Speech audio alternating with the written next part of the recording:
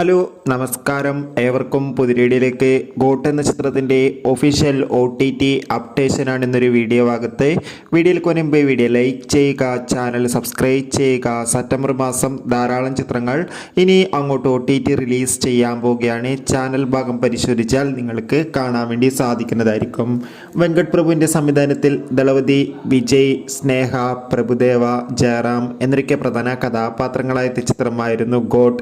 ചിത്രത്തിന് ഇപ്പോഴത്തെ വേൾഡ് വൈഡായി ഏകദേശം 415 കോടിക്കടുത്ത് കളക്ഷൻ നേടിയെടുക്കാൻ വേണ്ടി സാധിച്ചിട്ടുണ്ട്. ഏവരുമേറെ ആകാംക്ഷയോടെയാണ് ഗോട്ട് എന്ന ചിത്രത്തിൻ്റെ OTT റിലീസിനായി കാത്തിരിക്കുന്നത്.